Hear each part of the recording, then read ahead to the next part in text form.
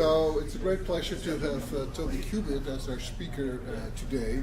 He does foundational work bridging computational complexity theory, information theory, and quantum physics. He was originally trained as a physicist at the University of Cambridge with a PhD from the Max Planck Institute. And he spent after his PhD, he spent time at the University of Bristol, at the University of Madrid, and he was recently awarded a Royal Society of University Research Fellowship and has just moved back to the University of Cambridge. Now, for folks familiar with quantum computation and quantum information theory, this is a special occasion. You will realize that this is probably the first and definitely probably the only time you'll hear a speaker who is named after the central concept in his field. I encourage you to Google Cubitt and explore this issue further. Without further ado, there's Toby. Thanks very much, Bart. There was a question already. Wouldn't you say that Alan Turing is also named after the central? Yeah, but I'm not introduced. It's the other way around as well. Cubitt was named after me, whereas the field was named after Alan. I have another question. It looks like that first paper was refereed in non-polynomial time.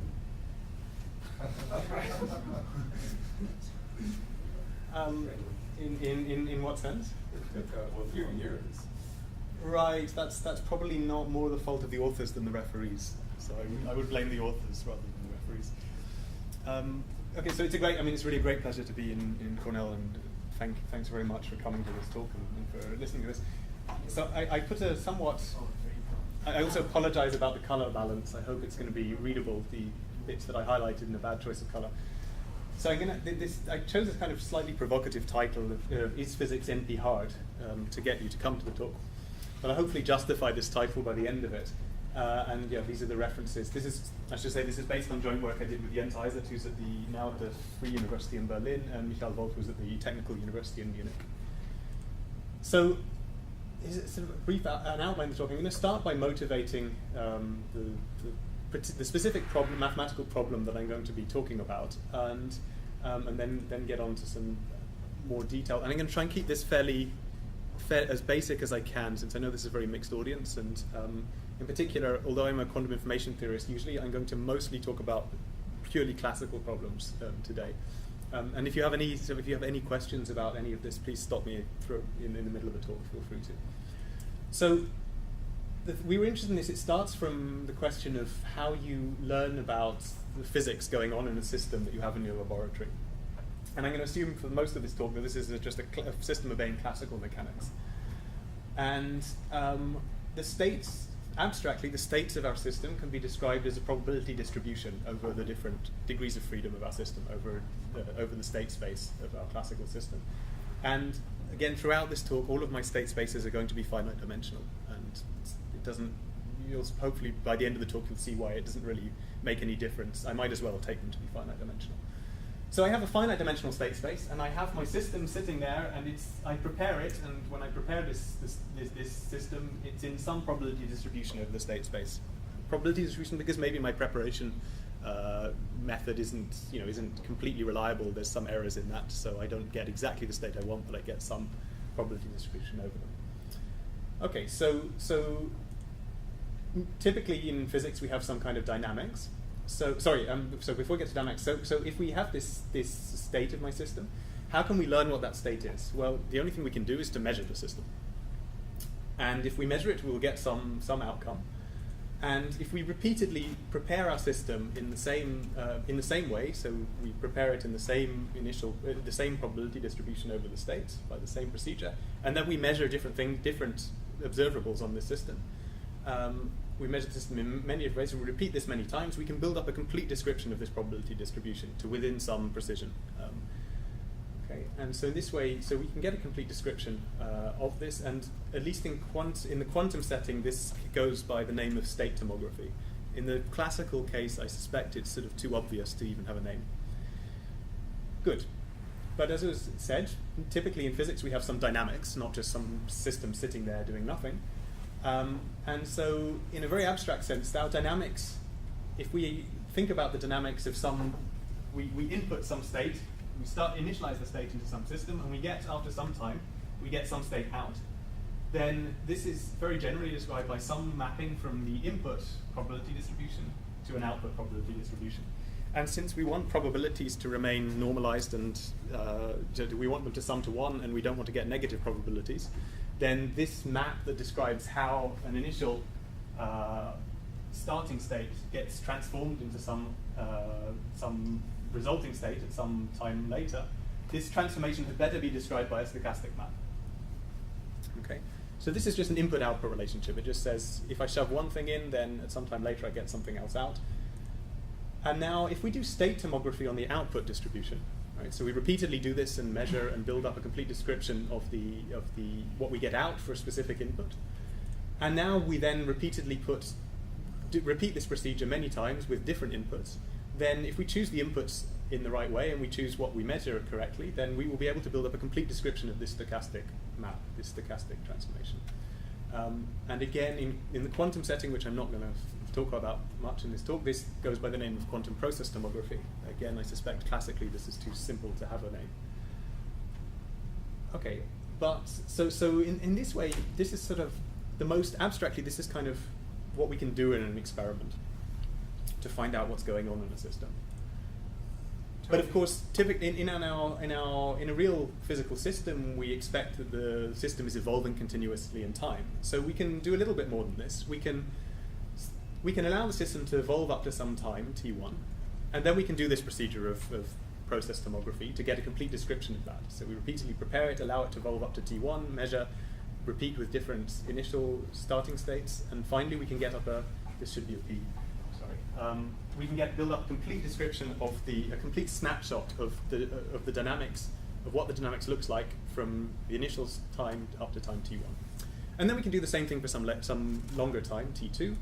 Again, we repeatedly allow the system to evolve up to time t2, measure, reinitialize it, and we'll build up a complete description of the map, the transformation that describes how the state transforms from time 0 up to time t2. And of course, we can continue doing this at various points in time. And so in this way, we can build up a sequence of snapshots, each of which is a complete description of the dynamics, a dynamical map that describes the dynamics of the system up for that particular time period. And this really is pretty much the best we can do, hope to do in an experiment. I mean, often experimentally, this is actually rather difficult to do such complete measurements of the system. But in principle, we can do this. And not sort of in a computational sense, this might be difficult experimentally, but it's not ridiculously difficult. So the number of measurements you have to do and the number of times you have to reset the system to a different initial state, this scales polynomially in the sort of size of our system. So here the size of the system is the dimension of the state space and also the precision to which we want to determine these snapshots. And the precision in terms of number of digits? Right. Right, for example. So these are since I'm dealing with finite dimensional state spaces, these are just matrices, and so the precision would be, if you like, for example, the precision of the elements of the matrix. So the effort scales polynomially in the dimension and polynomially in 1 over the precision. Okay, so this not only can we in principle do this kind of experiment has actually been done, at least in the in the quantum setting, well, people have done exactly this kind of experiment and done complete process tomography to get this kind of data. So this is somehow the ideal, this is an experimentalist's dream of what they would be able to achieve. But of course, we all know from undergraduate physics that, physics is not this collection of data. Physics we have some continuous time evolution, and this continuous evolution in time is described by differential equations, because to some level physics is differential equations. Although we have all of these snapshots of how the system's evolving at various points in time, but what we'd really like to know is what is the differential equation that's describing this dynamics, because this is where we see the physics. Okay, here we just see a collection of data with error bars, whereas if we find a dynamical equation that describes this system, then in this dynamical equation is where we can actually really see the physics that's going on. That what parts of the system are interacting with each other, where what kind of noise is being injected into the system from outside. So in order to understand the physics of a system, we want to manage to go from all of the data we've collected, but we want to figure out what is the dynamical equation that's underlying this data, that's behind this data. In other words, we want to go from the dynamical maps, which in this classical setting are just stochastic matrices, and we want from this collection of stochastic maps, or stochastic matrices, we want to find an equation of motion that's described by a rate matrix, which I'm calling Q. So I should say that this here if we want this differential equation to be a sort of reasonable in the sense that we want probabilities to remain non-negative and normalized, then this differential equation had better be describe a continuous time Markov process. And this means that this matrix, this equation of motion we're looking for, what we're looking for is the generator of a continuous time Markov chain. Okay. Yes. In going from the previous slide to this one, Yeah. Q became a function of the vector argument P. Right. It's a linear function, so in fact it's just a matrix. Okay. Yeah. I could have written Q times P, I guess. Yeah. So it's a linear map. Good. So this is the question I'm starting from. So can we extract the underlying physics, in other words, the dynamical equations, from a collection of experimental data?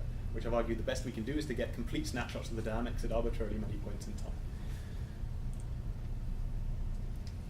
Okay. So more precisely, this question is that we're given a family of dynamical maps of stochastic matrices. And we want to find an equation of motion, in other words, the generator of a continuous time Markov chain, a matrix Q, that's consistent with the data that we've observed, up to the experimental errors, the precision that we've got. Okay, so we're given this family of maps, and we want to find an equation of motion that's consistent with this data. So let me simplify this question a bit. Let me ask a slightly easier question. Let's say we just have a single dynamical map. Okay, instead of multiple snapshots, let's just say we've just got one. In that case, can we find an equation of motion that generates just that single map instead of trying to hit a whole bunch of them? Right? This should be an easier question. And I mean, it's strictly easier because this is a special case of my previous question. And in fact, I'm going to simplify this question even more. I'm going to ask an even simpler thing, which is, instead of can we find the equation of motion, I'm just going to ask, does there exist an equation of motion at all that generates the dynamical map that we've observed? And now, so simplifying this down, I've taken a very special simplified case of the problem that I'm really interested in, and reduced this down to the question of, given a dynamical map, given a stochastic matrix, does there exist an equation of motion that generates this? And this rather simplified problem in probability theory has a name. It's called the embedding problem for stochastic maps.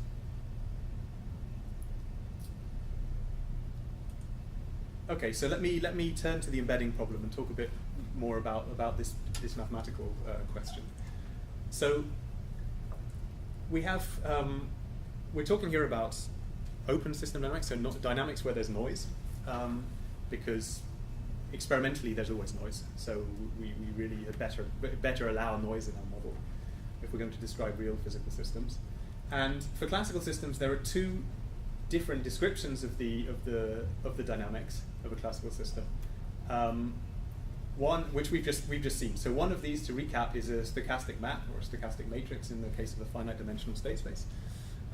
Another word for the same thing is, this is also known in information theory as a channel. So this is an input-output description. This is kind of a black box description of the dynamics. It just tells us, if we shove something in, what comes out. And on the other hand, we have the continuous time description, which in terms of a continuous time Markov chain, this is this differential equation that describes the continuous time dynamics, and I've argued that this describes the underlying physics. And the embedding problem is about connecting these two descriptions. What's the relationship between this this finite discrete time description and this continuous time description? How are the two related? So there's two natural questions you can ask about these two descriptions of the dynamics. One is, if I give you a dynamical equation, if I give you a differential equation, then does it generate at any time t, does it generate a stochastic map for all time t1, t2, t3, tn? Right, so this is, given an equation of motion, does it generate a reasonable evolution? And then there's the converse question. Given a stochastic map, is there a continuous time process that generates it? In other words, can this, if I ask this about one single map, can this map P, this stochastic matrix, be embedded into a continuous time Markov process? So these are the kind of, if you like, the inverse questions. One is going from the continuous time description to the and asking, does that generate discrete time dynamics that's reasonable in the sense that it keeps probabilities non-negative and normalized? And conversely, given the discrete time description, can we go back to a continuous time description? Okay, so these are it's very natural to ask about these two directions of this question. And the first question has a very easy answer, which you'll find in any good textbook on Markov chains. It turns out that it's not too difficult to prove, in fact, that the answer is yes. So if I give you this continuous time, this differential equation describing a continuous time Markov chain, which is described by a matrix Q, so this is a linear operator, then it does generate stochastic maps for all times t when we solve this differential equation, if and only if it satisfies these fairly simple properties. So firstly, we need that the off-diagonal entries of this matrix should be non-negative, and that if we take the column sums of this matrix should sum to 0. So these, you can kind of see intuitively where these are coming from. This is coming from the fact that we want the probabilities to remain normalized, and this is coming from the fact that we want the probabilities to remain positive under the evolution. Okay, so this is not difficult to show, and has been known for a long time. Is that the, ordinarily, it's more like you had on a previous slide, which is the sum on J of Q on J. Right, so what happened is that I'm unfortunately a quantum person, and we always think about states as being column vectors instead of row vectors. So I flipped rows and columns here. So I guess you're right that I should be, if I'm going to take the convention that my probability vectors are row vectors, then I should be summing over J. Why you zeroed out the means? Oh, so this is this is a rate matrix. So when I will generate something by exponentiation, I'll come to the next slide. So then this being 0, when you exponentiate, gives me that is 1. Okay, so this is one direction of this kind of question of relating discrete and continuous time classical dynamics. And the other question is exactly the embedding problem that we saw before. And this problem is, in fact, it goes back a long way. So this has been an open problem of, given a stochastic matrix, can it be embedded into a continuous time Markov chain?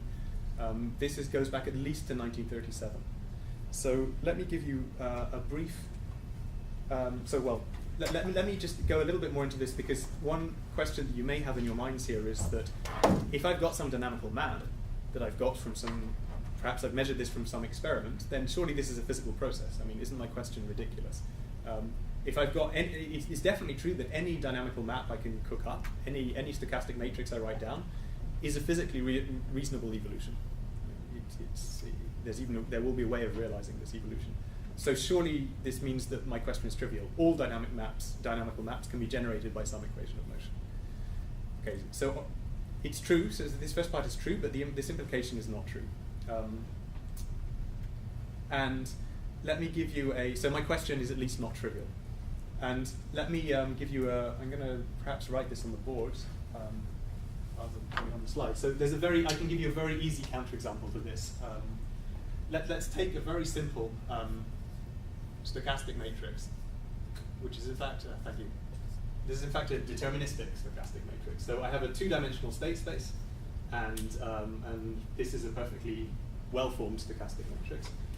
And now, note that the determinant of this matrix P is equal to -1. Okay, so now another thing that is worth knowing and that will be kind of relevant later as well is that the eigenvalues if I look at the eigenvalues of a stochastic matrix, well, we can say quite a lot about them. We know that in the complex plane, the eigenvalues have to live inside the unit disk. There has to be there has to be at least one eigenvalue equal to 1, and then all of the other eigenvalues have to live inside the unit disk in the complex plane. Furthermore, the eigenvalues have to come in, if you have complex eigenvalues, they have to come in conjugate pairs. Okay, so if I have an eigenvalue, a complex eigenvalue, then I have to have its conjugate as an eigenvalue. That's rather trivial to see if I have if I write down the eigenvalue equation for this, then if I take the complex conjugate of this, well, this stochastic matrix is a real matrix. And if I take the conjugate of all of these,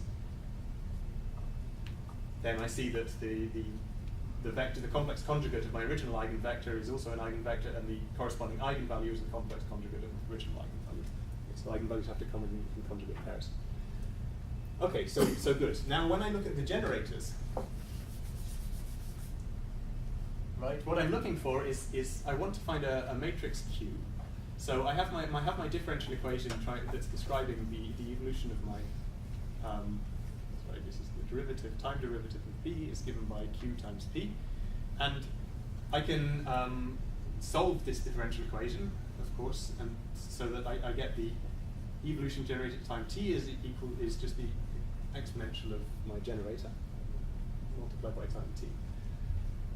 Now I can also say something about the spectrum of this rate matrix, this generator Q.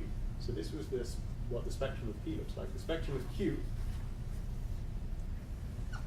So this has to look like, it's kind of what you'd expect. So I have to have an eigenvalue 0, and then all of the rest of my eigenvalues have to be in the negative part of the complex plane, and they have to come in conjugate pairs as well.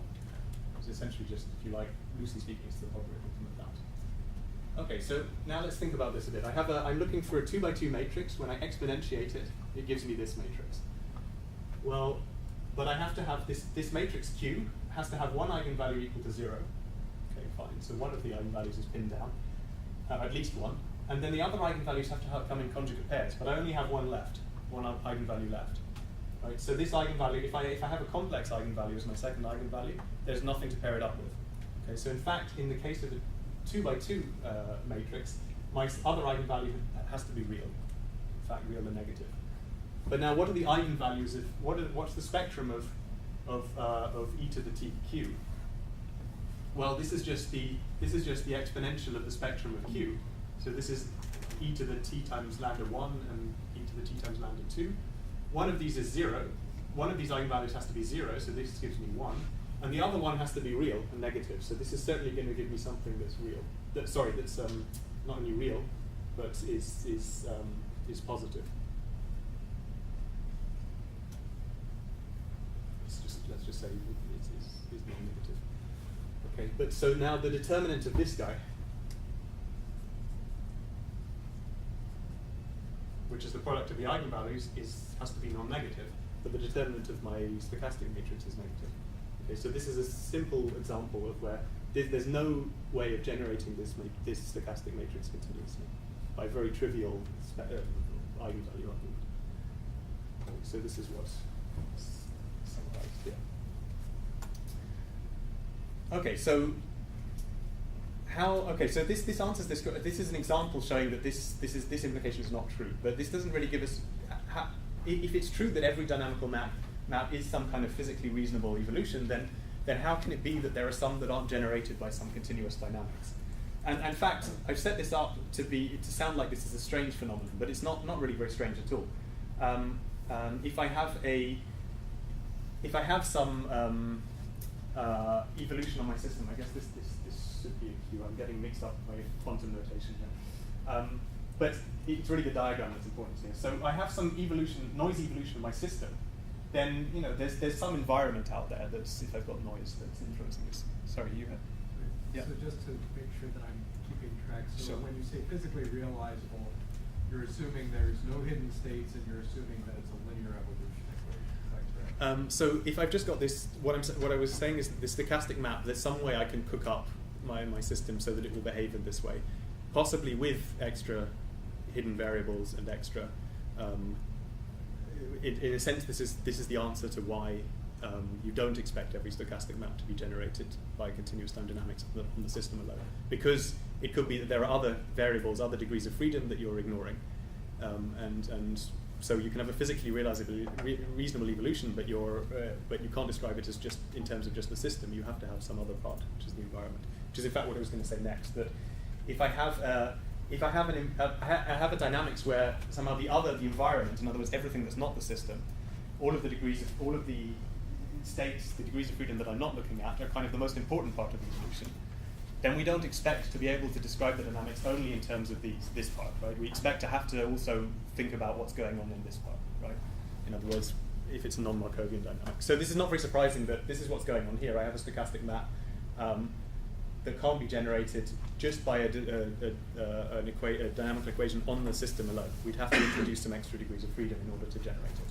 And indeed, this simple counterexample, if I am allowed to extend my system with an add in an environment, then it's not difficult to cook up a rate matrix that does indeed generate this when I take the restriction to the system. So I've added in an environment here, in this case a two-dimensional environment.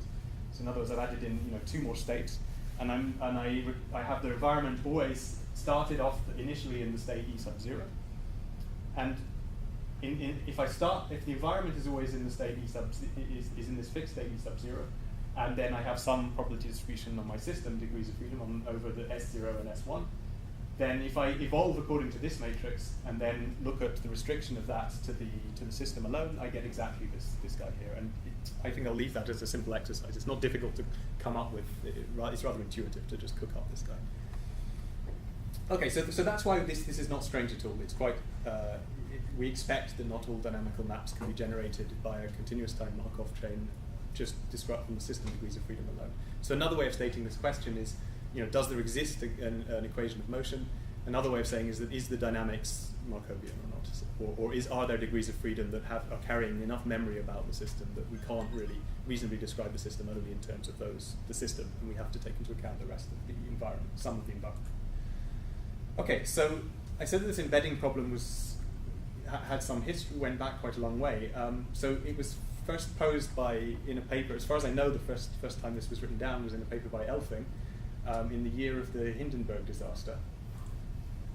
In 1962, John Kingman published a paper on the embedding problem during his PhD. So 1962 was the solution of the 2x2 embedding problem, and it was also the first time that the Beatles appeared on an album as a backing band. And in fact, the solution of the 2x2 case is on the board there. The condition is simply that the determinant has to be non-negative. And I've given you, in some sense, the necessity. I've proven that this is a necessary condition. The fact that this is sufficient is rather straightforward. It's just, with the determinant being positive, this tells you about the eigenvalues, and then you can cook up a Q that generates it. It's rather straightforward. So that's essentially the proof. This was a small footnote in a paper by Campbell. In 1973, Watergate.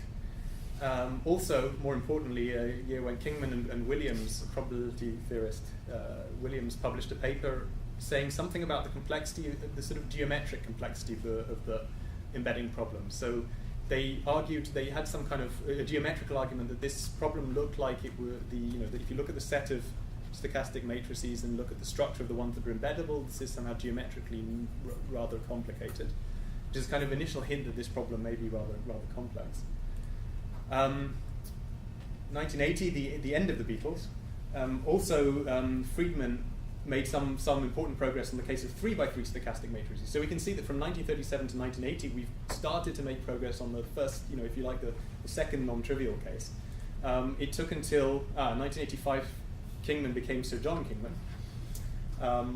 So the embedding problem is, longer than the entire history of Sir John Kingman's career in probability theory and statistics. In the 1980s, 1990s, people carried on the end of the Cold War and the fall of the Berlin Wall, and also more progress on the 3x3 case, which was finally wrapped up in the 90s. So it took like 50, 60 years to just solve the 3x3 case. But for all of this time, the embedding problem in general remained an unsolved problem. And the reason for this is because the punchline of this talk, which is that this problem is NP-hard, which we proved a couple of years ago. So there was a good reason why they struggled to make progress for such a long time. Yeah. Let me propose a straw man solution, just so I can get some impression of why this problem is hard. Sure. The embedding problem is apparently asking, given a matrix, is it the exponential of a matrix Q that satisfies the linear constraints that you presented on one of your earlier slides? Right. So why not take the I've logarithm? take the logarithm. So the logarithm has multiple branches. I suppose that the hardness might be that I don't know which branch of the logarithm. So this is like Q. 2 slides time. You've just sort of summarized the slide to some extent. Okay, great. So this is intuitively where it starts. You start to see where the complexity is coming from. Yeah. But I'll get to that in a moment. I want to mention, though, because I am a quantum information theorist normally, I want to at least mention, without dwelling very much on it, that if you're scared of quantum mechanics, then you shouldn't be, because, in fact, at least this very general dynamics of classical systems translates to the quantum setting, and there's really a direct sort of translation. So in classical systems, we can describe a state as a probability vector of a finite dimensional system. In quantum mechanics, that becomes a density matrix. So this is just a matrix that's trace 1 and has non-negative eigenvalues and is Hermitian. And that includes probability vectors as a special case, but it's just a matrix with some rather straightforward properties. The stochastic maps that I've been talking about, stochastic matrices, become something called completely positive matrices. This generator, this Q matrix, or this rate matrix, in the quantum case, the analog is called a Lindblad's generator, but it's really just the direct analog of this thing, of generalization. And a continuous time Markov chain in the classical setting. In the quantum setting, people call this a master equation. So the terminology doesn't translate directly, but these concepts really just, at least on the level of this kind of problem, where you're talking about dynamics of a single system, a single system, there's really just kind of a direct translation of these concepts from classical to quantum. And they just get a little bit more complicated, and vectors become matrices, and stochastic maps become completely positive maps that are a little bit more complex, but not vastly more complex, not so much that you can't understand it all with linear algebra, these other finite dimensional states. And indeed, I'm not going to go into it in much detail, but we have the same two questions, given this quantum stochastic map, so a completely positive map, gives us a discrete time description of dynamics, and master equations gives us a continuous time version description of the dynamics. There are the same two questions. Given a linear differential equation, does this generate a completely positive family of completely positive maps at any time t? And the converse question, given a completely positive map, can I find a master equation that generates it? This is all just translating to quantum, and this problem is not quite so trivial to solve, but was solved in the 1970s simultaneously by Lindblad and also by Kosakowski, Gurini, Sudarshan. And it turns out that in order for this matrix, this generator L to generate a completely positive family of completely positive maps, it has to have this particular form. And the converse problem again was open. And sometimes in physics this gets called the Markovianity problem, because it's asking whether the completely positive map can be described as a Markovian, continuous time Markovian illusion. Okay, so I just wanted to say that the quantum problem is very analogous to the classical problem. So we have these two problems. We have the classical embedding problem, and we have the quantum embedding problem.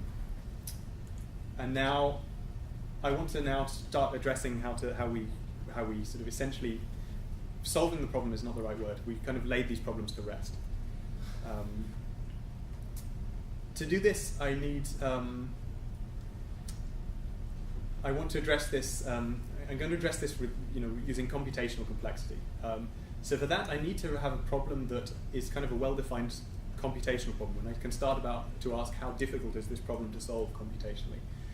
So this is the problem I started with, which I hope you can read. So that again, given a stochastic map, can I find a matrix Q that generates this, such that this matrix is a reasonable generator in the sense that if I exponentiate this matrix for any time t, I will get a stochastic map out. And for some time t, which might as well be t equal to 1, I generate the stochastic map that I'm given. So this was my problem. But if I'm going to start talking about the computational difficulty of this problem, then I've got I have to be a little bit careful.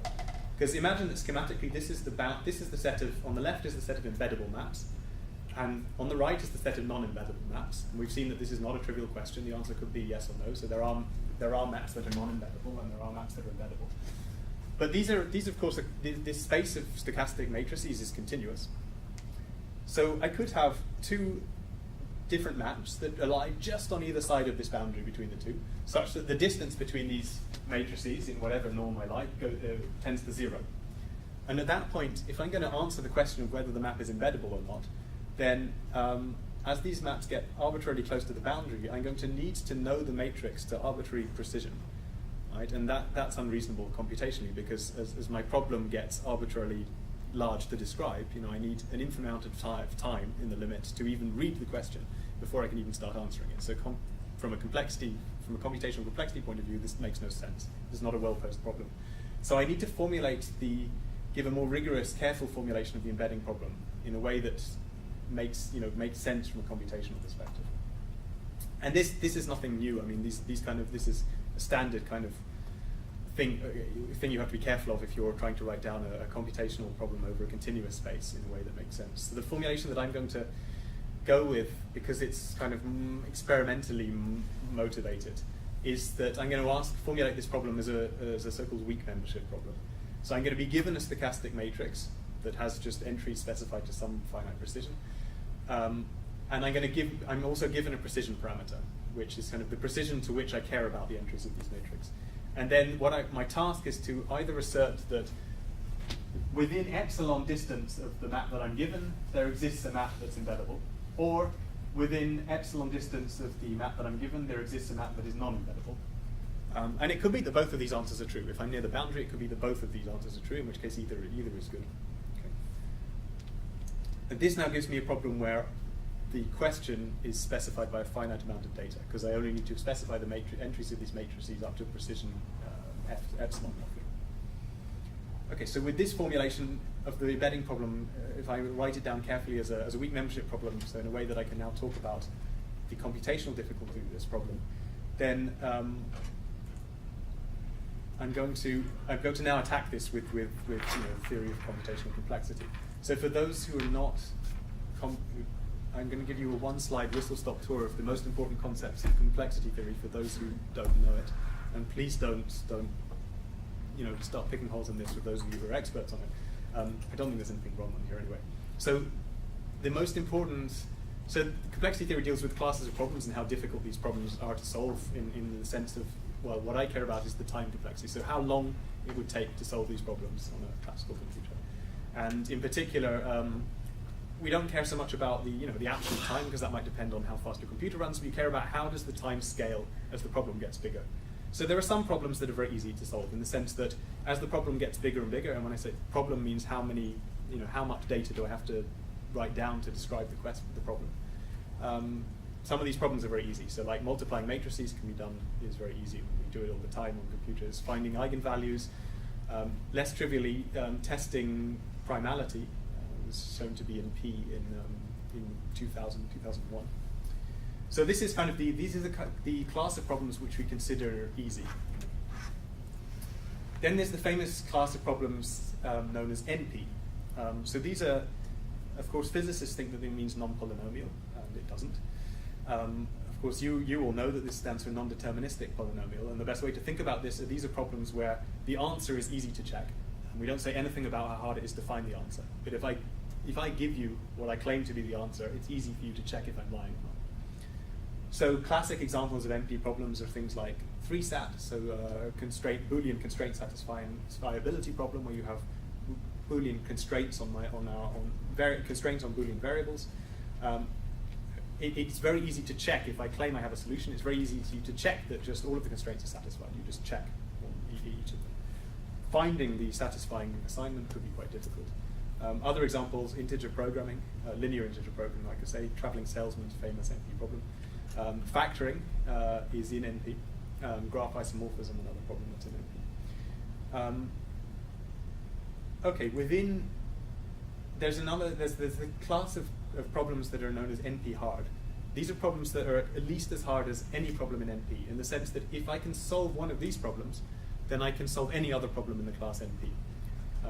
Somehow I can take any problem in NP, I can transform it into, let's say, 3-SAT, such that if I have some black box that solves 3-SAT, then this will give me a solution to my original problem. And finally, we have the problems that are both NP-hard and in NP, which are called NP-complete. So on the examples I gave, 3-SAT, integer programming, and traveling salesman are examples of NP-complete problems.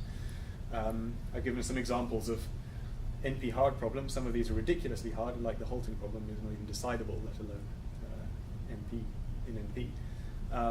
And factoring and graph isomorphism are interesting examples of problems that are in NP, but they're not known to be NP-complete.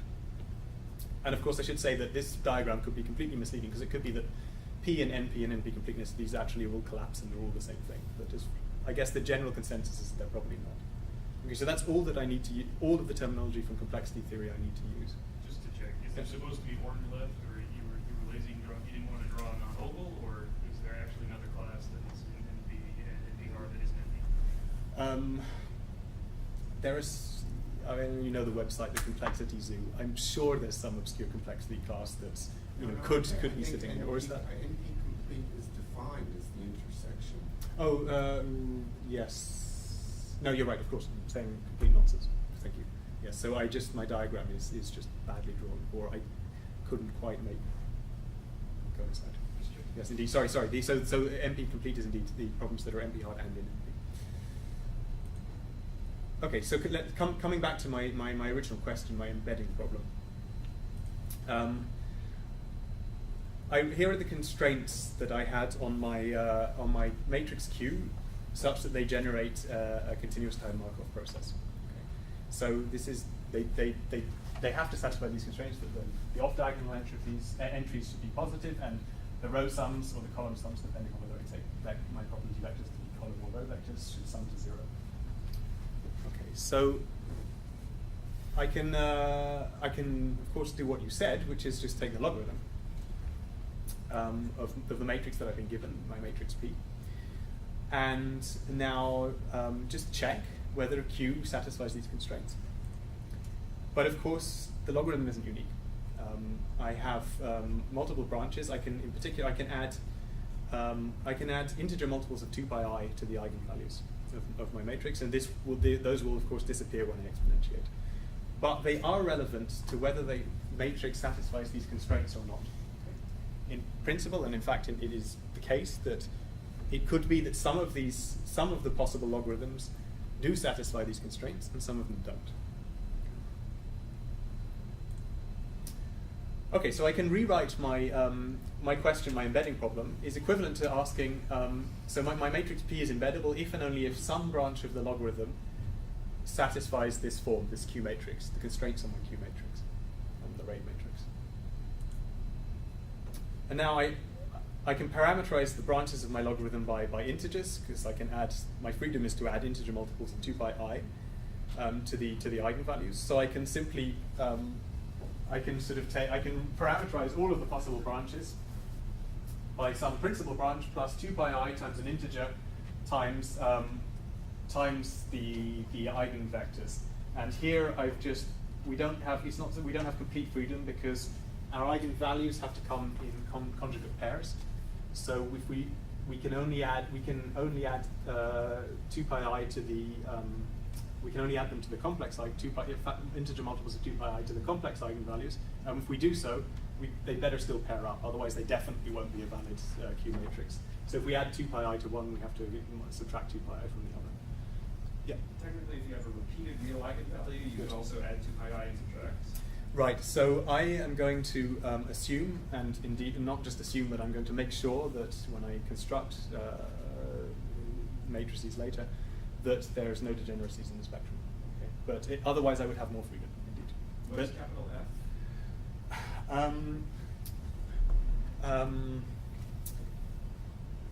Capital F is, I think actually I'm this is actually encapsulating simultaneously both the classical and the quantum case. In the classical case, this F is just the identity operation. In the quantum case, it becomes an operation that flips. Okay, so this is a way of a rephrasing of the embedding problem. I can compute all the logarithm, and I can parameterize all of the branches by computing. I can bundle all of these eigenvectors into some matrix P sub C for each pair of eigenvectors that are relevant here. And I can compute B sub C, and I can compute Q0 efficiently. And then I just have to ask, is there some set of integers such that this satisfies the constraints on the Q matrix? And of course, to make this into a computationally well-defined problem, I need to be careful about the fact that this is a continuous parameter space. So I have to formulate this one way to do this is to formulate this as a weak membership problem. In other words, I'm given some precision, and I ask, is there a Q matrix, a valid Q matrix near the Q that I've been given, or is there no valid Q matrix within the precision delta of the one that I'm given? Okay, so this is just again formulating it as carefully so that I can talk about the computational complexity in a well-defined sense. And we prove that these two problems, so the problem where I'm given the Q matrix, or I'm given the kind of parameterization of all of the branches of possible equivalent generators, matrix if you like, all of the branches of the logarithm, and asked, is there one that's a valid Q matrix? This problem is equivalent in the computational sense to the original the embedding problem. Okay, I've essentially shown you, I've given you more or less the proof of that already, in that you take logarithms and just parameterize it, but that's not the whole story, because we have to be careful to deal with these epsilons and deltas, right? These precision parameters. And in fact, to prove that these two things are computationally equivalent is not, dealing with these epsilon deltas is not completely trivial, because we need to know that when we're given the stochastic matrix and an epsilon, we can translate this into a matrix Q that we can compute to finite precision, and we have to find a delta such that the two problems are, one problem reduces to the other. And so I'm not going to go into that at all, but in order to actually deal with these epsilon deltas, we need to use some functional analysis, some results from the perturbation theory of Banach spaces. Mostly for the fact that we're taking logarithms, and the logarithm, the matrix logarithm isn't a meromorphic function, and so it's kind of, perturbation theory is kind of, we care about, if we perturb the stochastic map a bit, how much does the logarithm get perturbed, which means we need some kind of continuity. Ideally, we'd like Lipschitz continuity of these things, of the matrix logarithm, which is interesting. So we have to be a bit careful about this, but I'm going to skip the details. Okay. But we can do it, and these are computationally equivalent. Okay, good. So here's where we've got so far. I started from the embedding problem. I wrote this down. I formulated this carefully as a computational problem that I called the embeddable map problem. And in fact, for the proof, we have to formulate a second variant of it and prove that these are equivalent, but I'm not going to go into that. And now I formulated a third problem, which is the question on the generators rather than on the dynamical maps themselves, and proved that this is equivalent to the embedding problem, formulated as rigorously as a computational problem. Okay, so all of these problems are computationally equivalent, and they're polynomial time reductions.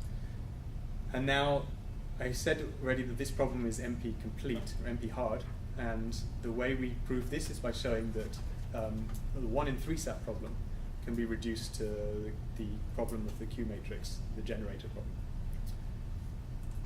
What is one? Oh, I'm going to say. Yeah. So 3 SAT you've probably all heard of. 3 SAT, I have a bunch of satisfiability problems. I have a bunch of Boolean variables, and I have a bunch of clauses that give me constraints on subset of the variables, and the 3 means that each of my clauses constrains the values of 3 of the Boolean variables. In 3 SAT, the constraints are that at least one of those Boolean variables has to be true. In 1 in 3 SAT, it's a slightly different variant. It just, the constraint on the, in each clause is that exactly one of these variables is true. Okay, so it's very like 3 SAT, only the clauses are slightly different. The constraints on the 3 Boolean variables in a clause are just slightly different. It's exactly one is true instead of at least one is true. 1 in 3 SAT is nice because in some sense it's a simpler problem than 3 SAT structurally, even though they're computationally equivalent. But 1 in 3 SAT, in particular, it's nice that you don't need Boolean negation to get hardness of this problem. It just a sort of has structurally simpler, so it's an easier thing to try and encode into our Q matrix problem.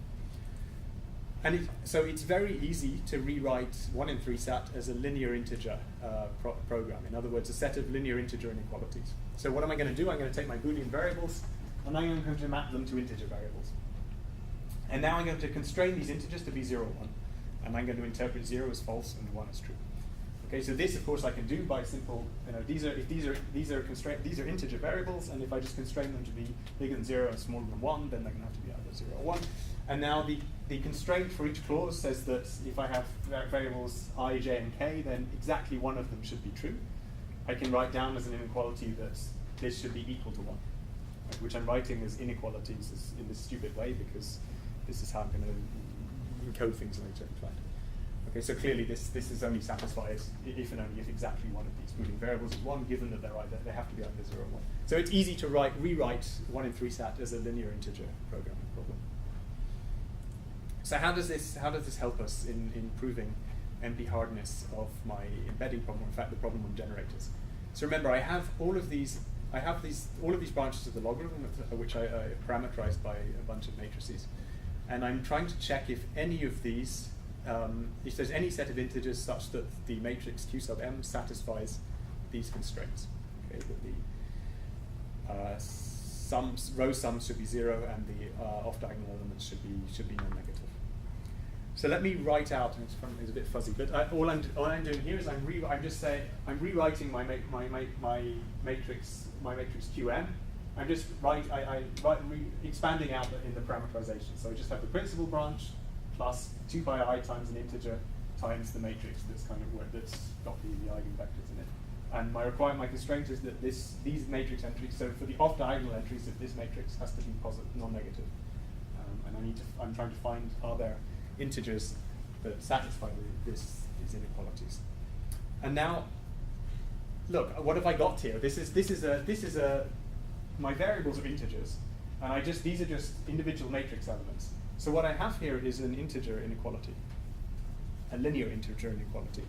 So what I will do, and the way we encode the 1 in 3 sat problem is to first write it as a linear integer programming problem, and then encode these linear integer inequalities coming from the 1 in 3 sat problem into the entries of these matrices, whilst at the same time ensuring that this constraint is always satisfied. So this is the only constraint we have to care about. Okay. So in this way, we have that these constraints are satisfied. If and only if there exists a branch of the logarithm that's a valid generator, but also if and only if the original 1 in 3 sat problem was satisfiable. Since 1 in 3 sat is an NP-hard problem, NP-complete problem, in fact, this problem is NP-hard, because if we could solve this for any instance, then we could in particular solve it for the instances that encode a 1 in 3 sat problem, which would let us solve 1 in 3 sat, and therefore solve any other NP problem. Okay. Where does the 3 in the 3 sat play a role? I have made this look very simple by just saying we can just encode these linear integral inequalities into these matrix elements. But all of the difficulty, and essentially the whole paper, is the fact that this is actually rather non-trivial, because these matrices are not arbitrary, right? They satisfy a whole bunch of non-trivial constraints, or they have a non-trivial structure. In particular, so for example, these matrices have to be rank 2, because these are just the sum over projectors onto 2 different eigenvectors that are complex conjugates. So these have to be rank 2. Not only that, they have to be simultaneously diagonalizable with this matrix. These guys have to have eigenvalues that come in conjugate pairs.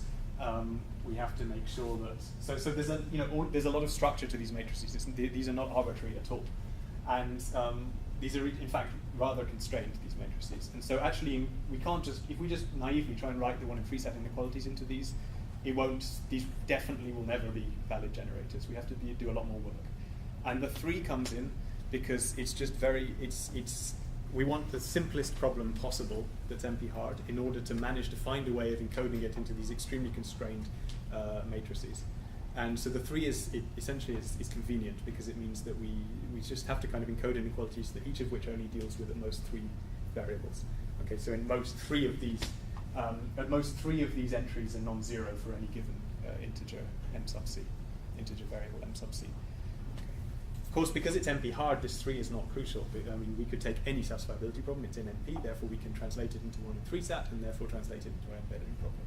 But for the construction, it's helpful to start from the simplest NP-hard problem. And 1 in 3 sat was kind of the way we found to manage to do this reduction. So I'm not going to go into the details of this construction, because I don't think you'll gain very much from it. It's sort of a lot of tedious work. It's of course all of the work of the paper, and of course no one then cares about it once it's proven, except hopefully the referees did check it. But this gives you the sort of flavor of how we prove NP-hardness of this problem. Okay, so we can do this reduction, and this proves that now the Q matrix generator is NP-hard because 1 in 3 sat is NP-hard, and then the Q matrix generator problem was equivalent to the embedding problem, computation equivalent. So therefore the embedding problem is NP-hard, which is what I claimed at the beginning. Okay, so there was a good reason why people took a very long time even to get up to the 3x3 case, because No, does this mean the 4x4 case is NP-hard? it's open. Well, So- it's a finite problem, so no, I mean, there's no scaling, right? Yeah, no, indeed, there isn't. The precision is not actually, the problem scales. No, you said people did up to 3, they solved. 3x3 is completely solved, yeah. Yeah. And 4x4 is not completely solved yet. So these NP-completed results, these NP-hard results shows that what is NP-hard? So this is the, I mean, the what's scaling here is the size of the matrix. Or the size of my state space. So the size, yeah. A possible solution to Bart's question is Lenstra showed in the 1980s that integer programming with a fixed number. I love the way you anticipate each slide. It's great. I mean, at least this is great because it means that you're really following. So I'm very happy that you're doing this. Indeed. Where did he heard the talk before? But I don't think he has. I'll interpret it positively. Indeed. So this is the flip side. So we proved this. This proves what I proved was NP-hardness. We'd of course like to show that this problem is in NP, and indeed it is, and the proof is by Lenstra, is Lenstra's result. In the sense that so my Q matrix generator problem is a linear integer programming problem. If I fix the dimension, right, so I don't allow the dimension to scale, then this is now an integer programming problem with a fixed number of variables. And Lenstra proved in the 1980s that the complexity of this scales polynomially in the precision, what I'm calling the precision. Okay, so this is why the hardness doesn't come from the precision. If I fix the dimension and then look at the scaling only with the precision, then this problem is in P. In P. And this is by the fact that we can reduce this to linear integer programming, and then Lenstra proved that this linear integer programming with fixed number of variables and the precision scaling is in P. Isn't that something a more interesting case? Or not? Fixed dimension. I don't know. I mean, not necessarily, because if you go back to the physical motivation, Yeah. if you to actually get the data for a stochastic map of the dimension t, is that to actually measure that takes polynomial effort. So it's in a computational complexity point of view, it's reasonable to have not only is this matrix described by the description is scaling polynomially with the size of the matrix, but even the experimental effort involved in measuring that matrix is polynomial. So it's I mean, and people have done this kind of experiment where they've got this kind of data, at least in the quantum setting, for larger and larger systems. The size of your matrix is proportional to the number of microscopic states. Yeah. Because that's generally going to be exponential, the size of the No. Okay. So I just have think of this as just I have a single system here. There's any structure within it is not relevant here, right? But it's got different pieces. So I'm talking really about just the cardinality of the state, the entire state space. Okay. So if I have 10 particles, each of which can be in 2 states, then my state space is 2 to the 10. Okay. Yes, but that means that's already an exponentially large problem because it takes exponential data to describe it. So the relevant parameter here, which is always coming back to it, it's how many bits would I need to describe this as the input to a universal Turing machine. This is growing with the dimension of my state space. Okay, so not with it's growing exponentially with the number of particles. So that's the wrong parameter. The parameter that the size of the problem is parameterized by the size of the matrix, size of the state space, not by the number of particles. Simply because if I have a n particle system each with 2 states, then that already takes exponential time to read the description of the problem. So obviously, it's going to take me exponential time. So it's the wrong. I mean, true. Just from a physicist point of view, the sort of what scales is the size of the system usually, because you want to do 10 or 20 particles. So. Right, but this is the wrong. I'm not. It would take you exponential time to even measure this system. Okay, so I was going to slip in and cheat. I know, so I think I will skip this. I was going to just run through briefly the quantum part, but I will skip this only if I had time. Essentially, the same result goes through. It's a bit more complicated to prove, but the quantum problem is also NP-hard. Is the message of the story.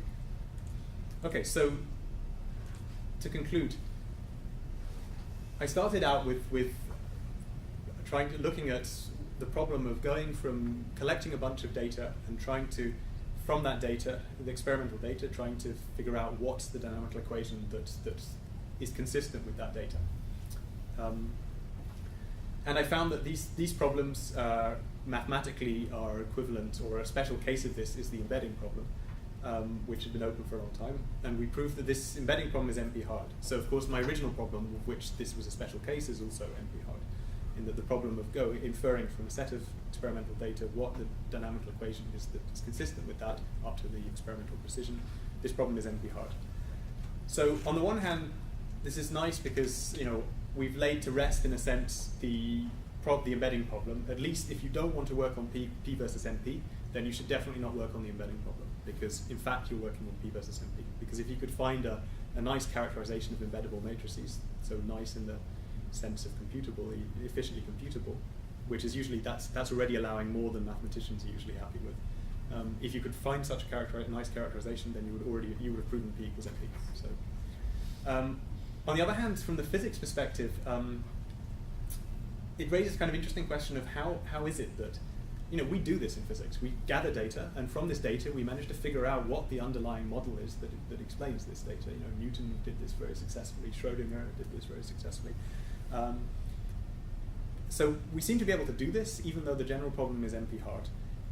And so this raises kind of interesting question of why is it that, although the problem in principle is we think computationally very difficult, but in practice we actually rather successfully do this. So is physics NP-hard? I think the answer is no, just by the fact that we can do physics. And if we couldn't, then we wouldn't have to go to very large systems before the computational effort involved could be longer than the lifetime of the universe. But we seem to be able to do it. So the interesting question is why? Why, if in principle physics is NP-hard, in practice is it not? And it would be really nice, and I don't know how to do this, to actually prove a rigorous statement about under what conditions does this problem of inferring dynamical equations become computationally easy. And my guess, and it's just a guess based on my physics intuition, is that somehow there's some reason why nature never hits the hard cases. There's maybe some symmetry constraints, maybe some, I don't know, and I really don't have any idea of what the right constraint is, or whether it's because our rules are picked at random uniformly, and the typical or average case complexity of this problem is easy, even though the worst case is not. I don't know, but it would be really great to answer this, to really prove something rigorous in this sense.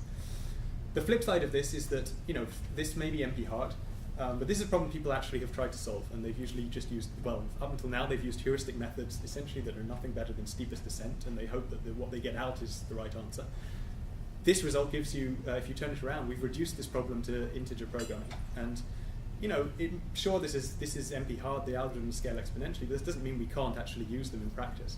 Especially like in quantum systems, the size of the state space that they can get data on is 2 or 4, and then NP-hardness is not really a big issue there. And so this actually gives an algorithm that you can run that will give you the best fit for your data, or tell you that there isn't one. And so it would be great, and this is something I'm talking with experimenters about actually trying to apply this to some experimental data to see if something interesting comes out. So this first question was what I just talked about. Is there some reason why we don't hit the hard instances? And the final open question that I throw out to you is that all of this, which I haven't sort of emphasized very well, but it's in all the equations I've written down, these matrices, these generators, these generator is time independent. You can also ask the question about the time inhomogeneous embedding problem, is what is called in probability theory, where this matrix Q is allowed to depend on time. And I have no idea about the computational complexity of that problem. You might think it's a more complicated, difficult problem, so it might be computationally harder, but on the other hand, you have more freedom, so it could be computationally easier. And that's an open problem, and I think it's a great thing to try and work on. So with that, I've run a little bit over. Thanks for hearing me out.